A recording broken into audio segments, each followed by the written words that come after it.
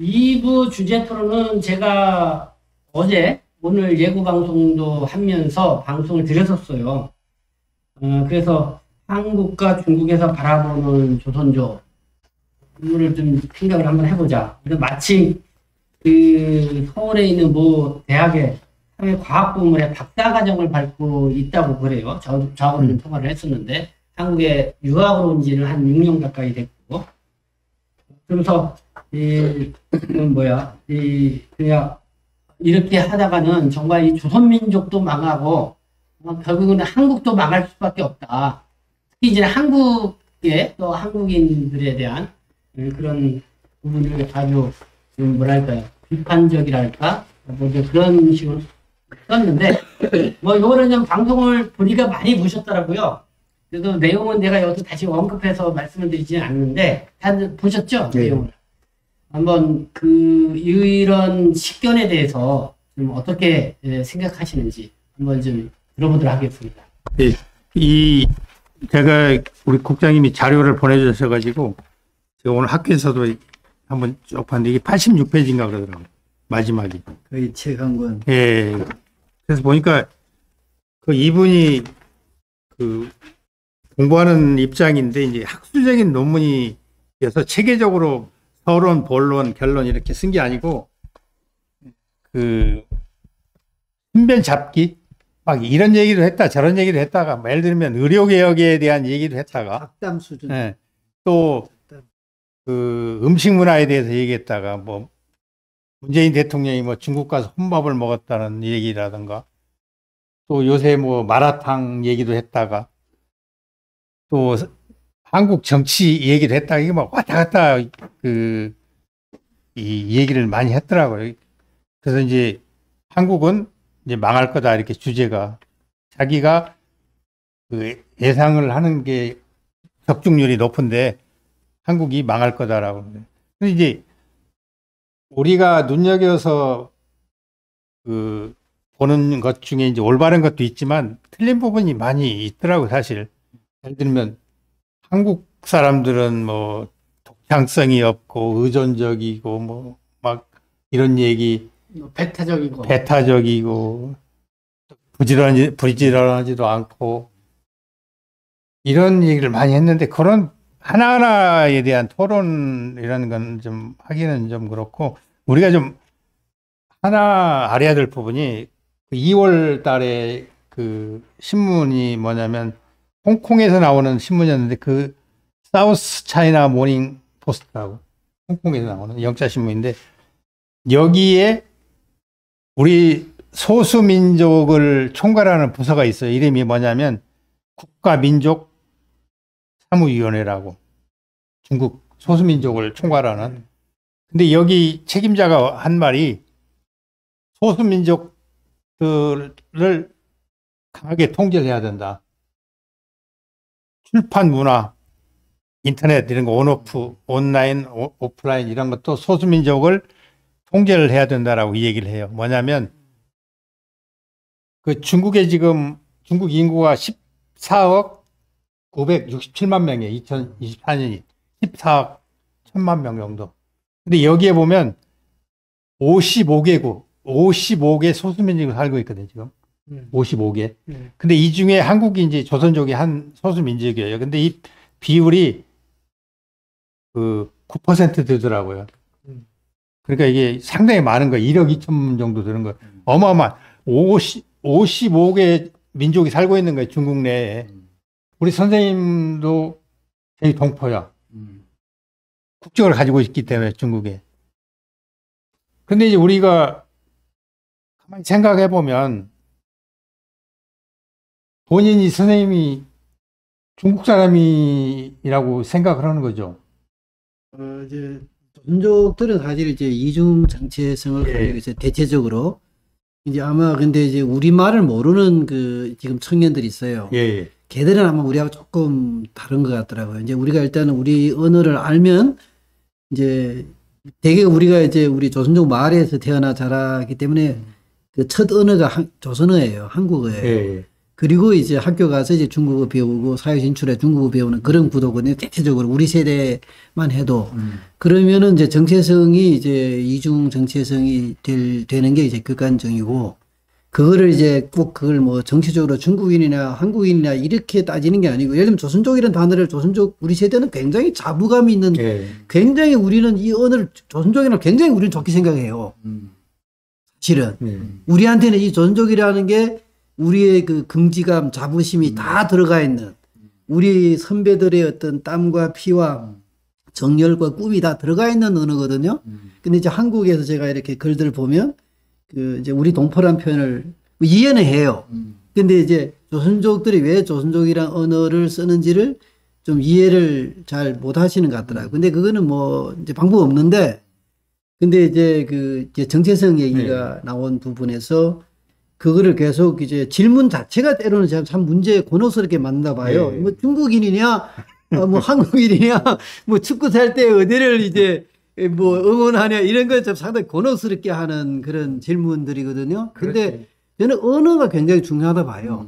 일단은 한국어를 하면은 어릴 때 한국어를 배우면 어머니 아버지의 언어를 배우면 그거는 한국하고 연관될 수밖에 없어요. 국적과 관계없이. 그런 저는 국가라는 어떤 속성하고 자기 국적이라는 속성하고 문화적인 동질감은 저는 좀 별개 다른 차원의 얘기가 아니냐. 그 두 개를 섞어서 하나로 혼합해서 얘기하면 이게 혼란이 올 수밖에 없어요.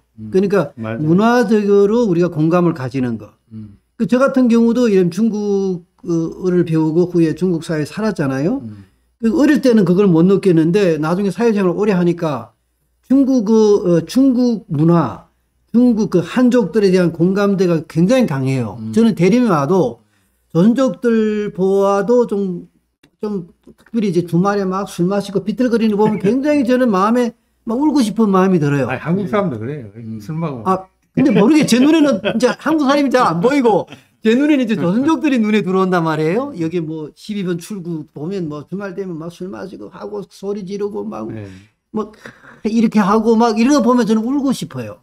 근데 이제 오늘 이제 이 유학생 얘기를 돌아오면 그 저는 조금 무슨 생각이 전번에 이제 저 원고를 보고 제가 사실은 좀 시간 내서 쫙 읽었어요. 그게 뭐 책 같은 거 정도인데 그래서 우리 교수님하고 비슷한 좀 그 느낌이 저도 들었어요. 그래서 제가 드는 생각이 좀 이 친구가 참 서울대가 이 수준밖에 안 되나. 제가 이제 읽고 나서 제가 받은 서울대는 아니고 서울에 있는 모 대학. 아 서울의 모 대학. 근데 박사연구생 아니에요.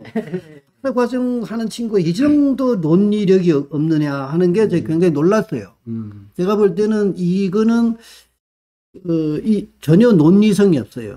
이게 이게 뭐 얘기를 알아요. 지금 뭐 이제 유튜브나 이런 데서 말을 특별하게 해서 사람 끌어모으고 이런 거는 어중간하게 배운 거예요. 한국이 망해야 뭐 망한다 뭐 이런 얘기하면 사람 끌어모으고 뭐 예측하고 이런 거는 안 좋은 것만 먼저 배웠는데 그 전에 실력은 제가 볼 때는 논리 설득력이 있어야 되잖아요. 이제 왜 이래서 왜 이 결론은 어떻게 나오냐? 근데 굉장히 분이 감정적이고 감성적이고 그다음에 앞뒤 논리가 연결이 안 되고 그다음에 또 하나는 굉장히 협의해요. 이거 비슷하게 좀 말을 굉장히 요란하게 하는 제가 잘 아는 친구가 있어요. 일본에 김문학 씨라고 책을 한 100권 정도 썼거든요. 그 뭐 조선족은 망한다 뭐 이렇게 딱 표현해요. 굉장히 그래서는 뭐 일본도 망한다. 뭐 그런 중국의 이제 조선족 학자들이 굉장히 이 친구를 싫어하는데 그런데 그 친구 글을 읽어보면 나름대로 논리력이 있어요. 예, 뭐 그 결론을 제가 동의 딱 한다. 이렇게는 생각 안 하지만, 그러나 상당히 그 논리력과 설득력이 있어요. 그 나름대로 자기 시각에서의 1, 2, 3, 4, 5, 6 이렇게 있단 말이에요. 이 친구는. 근데 이 젊은 친구는 내가 뭐 만약 오늘 혹시 동영상 보면 가서 공부 다시 해야 돼요. 이 친구 이제 저한테 한 페이지 수가 한 50페이지 정도 되잖아요. 86페이지. 그래도 저는 이 방송에 소개한 거는 그래도 그래도 객관적으로 봤을 때 생각해 볼 만한 내용이다. 그 내용. 네, 그래서 좀 그런 내용을 해서 이렇게 좀 방송을 드렸는데, 근데 많은 분들이, 물론 제목을 좀 이렇게 좀 약간 뭐 망할 것이다 뭐 이런 식으로 뽑아서 관심이 있어서 봐주셔서 그런지 모르지만은, 이 댓글을 드신 분들 보면은 또, 제가 이제 발췌해서 이렇게 소개한 내용에 대해서는 맞다. 막 그렇게 또 반응들을 많이 해요. 그러니까 분명히 그러니까 한국에 와서 어쨌든 우리의 조선 민족이라고 할까요? 전체적으로 우리의 민족성과 그게 어떻게 보면은 가장 그래도 큰 집단이고 가장 크게 대표성을 이루게 있는 게 이제 한국인들이니까. 근데 뭐 이런 걸 보면서 이 친구도 뭐 2015년도서부터 한국에 유학 오기 전서부터 이제 민족에 대한 그러니까 고민을 해온 친구야.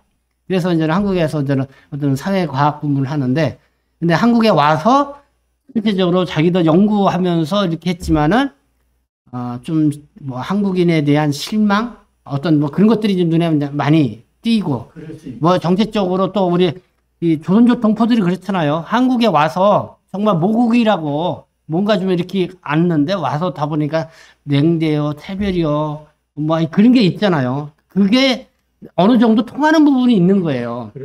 근데 이 친구가 좀 그거를 잘 학문적으로 이렇게 잘 쓰지를 않아서 좀 그런 부분이 있지만은 그래도 그런 토대가 있는데.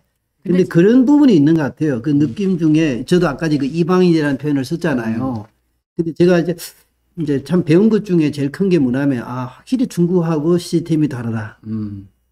여기는 실제 말에 다 먹고 살기 막 열심히 사니까 남을 돌볼 여유가 별로 없어요. 내가 가만히 보니까 꼭 무심하고 무관심한 게 아니고 이게 뭐 새벽부터 일어나서 일하고 내 가족 먹여 살려야 되고 물가는 올라가고 하니까 여유가 너무 없는 거예요. 예, 그래도 다행스러운 거는 뭐 저는 이제 이렇게 좀 사실 이제 저는 인문학 쪽이지만은 이제 경제 공부를 한국 와서 많이 해요. 하면 보니까 한국에 굉장히 대단한 기업들이 많더라고요. 중소기업도 그 세계적으로 진출하고 뭐 거의 안 나가는 나라가 없어요. 저는 깜짝깜짝 놀라요.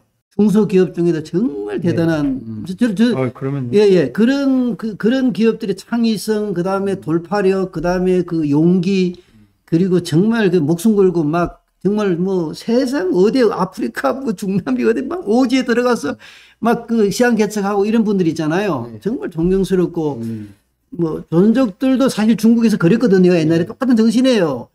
저게 마카라고 흑룡강 제일 북쪽 그까지 가서 벼농사를 했거든요. 그거는 이제 우리 한반도로 보면 한반도보다 훨씬 더 북쪽 아니에요. 그러니까 일조량이 훨씬 짧아요. 1년에.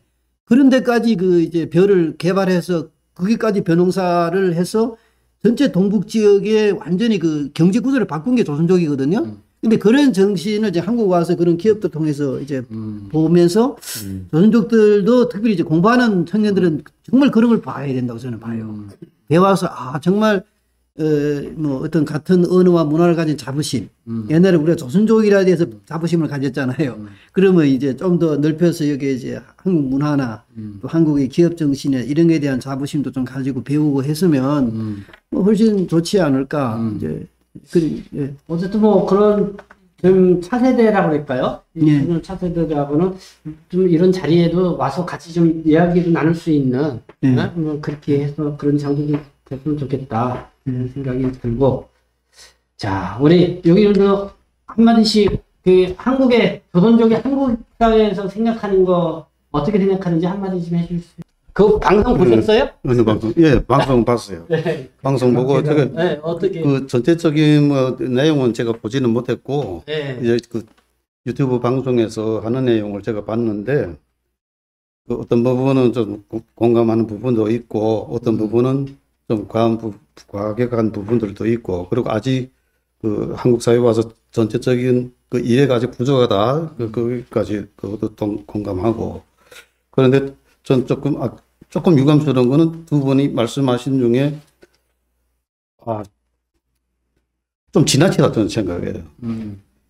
젊은 사람들은 아직 사회 경험이 적고 중국에서도 짧은 인생이었고 이제 여기 와도 짧은 인생 하는 가운데서 주변에 한국 와서 생활하던 사람들이 어려움, 서러움 이런 것도 듣고 이러고 자기도 와서 처음에 와서 이런 느끼는 것들이 있기 때문에 이런 것들 얘기를 했다고 저는 생각해요. 그리고 저는 뭐 뒤에서 뭐 술 먹고 이렇게 하면서 하는 얘기하는 사람들은 많지만 긴 글로 이렇게 해가지고 이거를 이 혼자만의 생각이 아니라고 저는 생각해요. 네. 많은 사람들이 이런 생각 가지고 있는 사람들이 많아요. 그게 자기 또래들하고도 얘기를 많이 안 하고 그래서 그거를 글로 집합해가지고 이거를 표현하고 이거 공개하고 했다는 거는 정말 저는 가상하다고 보고 높게 평가하고 싶어요. 그리고 그러면 이분도 여기 와서 긴 시간 이제 공부하고 또 더 많은 사람들 만나고 한국 사람 또 여기 와서 오래 지낸 또 동포분들, 이 동포들도 여러 계층들이 있잖아요. 여기 와서 사회에서 활동하는 계층, 여러 계층 사람들 많이 만나고 이래 하다 보면 전체적인 좀 이해도도 높아지고 할 거라고 생각해요. 그리고 이런 글을 썼다고 뭐 한국이 망한다, 조선조 망한다, 이런 말을 한다는 자체가 민족에 대한 사랑이 있고 대한민국에 대한 사랑이 있기 때문에 이런 말을 하는 거예요. 안 그러면 망하든지 말든지 무슨 상관이 있어요, 나하고. 나 혼자 공부해서 뭐 학위 따가지고 가서 중국가 살든 한국에서 취직하든 어디가 살든 나 혼자 잘 살면 되지. 그거 있기 때문에 이런 이야기를 하는 거예요. 그만큼 사랑이 깊기 때문에 애정이라는 게 있잖아요, 애정이라는 게.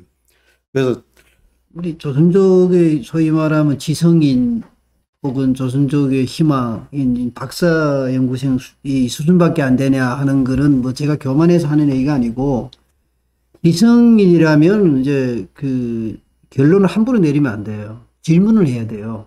질문. 그 질문하는 게 가장 기본적인 실력이고, 그게 여기 와서 일하는 보통 조선족들이 체감 온도로 느끼는 여러 가지 그 제가 말했던 이방인 느낌, 멸시, 함부로 대하는 것, 뭐 이런 것들 있잖아요. 차별한 느낌, 이런 것들. 이제 그런 부분은 이제 사실 이성적인 것도 있지만 상당히 많은 거는 비이성적인 부분이에요. 느끼는 거. 느끼는 거는 이제 우리가 기대한 거하고도 관계 있거든요. 한국인들은 우리를 어떻게 대해줘야 된다. 동포니까. 뭐 이런 거에 대한 반응. 여러 가지. 그리고 또 보통 회사를 다니면 오너하고 이제 직원하고 사이의 그 기대와 거기에 대한 반감이라는 게 있잖아요. 그러니까 나는 기성이라면 그런데 동조하면 안 된다고 생각하는 사람이에요. 기본적으로. 그게 한국 사회도 그런 부분이 있더라고요. 이제 그런 부분. 같은 민족이니까 이성적이지가 않아요. 좀 더 감성적이고. 그런데 그래서 지성이라면 좀 더 제가 말한 논리력을 얘기했는데 논리적으로 설득력이 있는, 그럼 똑같은 그런 느낌도 한국의 조선족들이 차별 대우를 받는다. 그럼 거기에 대해서 설득력 있는 부분이 나와야 된다고 봐요. 그러면 이런 글이 나왔잖아요. 그러면 뭐 그거 시원한 사람들이 있을 거예요. 그 시원한 사람 조선족들 중에 아마 일부겠죠. 사이다 발언 같은 거니까. 그러나 결과적으로 내가 볼 때 조선족들한테 플러스가 되는 게 아니고 미누스가 된다 이거예요. 그 기본적으로 한국인들이 뭐 말을 안 하지만 이 조선놈들, 조선족 이놈들, 이 짱깨들 이렇게밖에 반응이 안 나와요. 근데 결과적으로는 우리한테는 손해 보는 거라고 저는 보거든요. 그럼 지성인들이라면 나는 좀 이성적으로, 그럼 내가 느끼는 거는 굉장히 내가 불쾌하고 불편하더라도 우리가 표현할 때는 좀 이성적으로 해야 되고 합리적으로 해야 되고, 그 다음에 좀 더 이거를 어떤 방향성을 제시해 줘야 되는 거예요. 저는 이제 그런 시각이 좀 더 강해요. 그런 면에서 그게 만약에 여기에 뭐 막벌이 하는 사람이 이런 얘기 했다면 저는 뭐 그건 정상이라고 생각하는데, 이게 그래도 서울에서 박사 그리고 인문적으로 사회 연구한다는 이쪽 분야에 그거는 좀 아니다고 생각한 거예요, 사실은. 그러니까 그런 면에서는 좀 더 준비를 해서 그리고 그다음 또 하나 질문과 그다음에 우리가 그러면 여기서 어떤 가치를 제공해 줄 것이냐. 저는 내가 한국 와가 조선족들이 이제 뭐 저는 그런 표현을 친구들하고 해요. 한국이 이제 한강의 기적을 이루고 진짜 뭐 이제 어디야 저기 서도에 가서 광부, 베트남 가서 진짜 목숨 바치고 이렇게 하면서 그 땀과 눈물에 쌓은 한강 기적 위에 우리가 빨대를 와서 빨대 꽂고 빨대가 단물만 빨아보는 존재가 되면 절대 안 된다고 생각하거든요. 실제로 그런 부분이 상당히 있어요. 아마 그 보험 문제도 그런 연장선의 어떤 느낌이라고 저는 이해를 하거든요. 그걸 옳다고 생각은 안 해요. 어떤 그 편견. 한국인들도 아주 그 어떤 데면 단세포적인 부분이 있어서 이 다혈질. 그러나 전적 입장에서는 저는 여기 와서 먹고 사는 정도나 어떤 기생하는 시작은 그렇겠죠. 처음에는 우리가 은혜를 입는 거잖아요. 덕을 보고. 그러니까 그런 사원에서 조금 더 나아가 나 지성이라면 그러면 이 사회에 우리가 어떤 기회를 할 거냐. 우리가 어떻게 이 사회에 한국인들보다 한국인들 잘 못하는 우리가 잘할 수 있는 영역들이 분명히 있거든요. 우리가 기여를 해서 이제 더 가치 있는 거. 그렇게 되면 결국 존중들이 여기서 존중받고 훨씬 더 이제 인간 존엄성을 가지고 살 수 있지 않을까 하는 생각을 저는 하는 거예요. 네, 네. 다른 차이점, 저도 마찬가지고 학자적인 견해로서는 그 이성과 감성이 있다고 그러면 이성에 충실해야 된다. 근데 그렇지만 또 감성을 무시할 수 없는 입장이니까 우리 이 글을 쓴 분을 우리가 뭐 비판하고 이런 것이 아니고 이 글 자체를 가지고 학자적인 견지에서는 논리적으로 해야 된다. 또 이제 그렇지 않은 면에서는 감성적인 것도 우리가 존중을 해줘야 된다. 이런 측면을 가지고 있고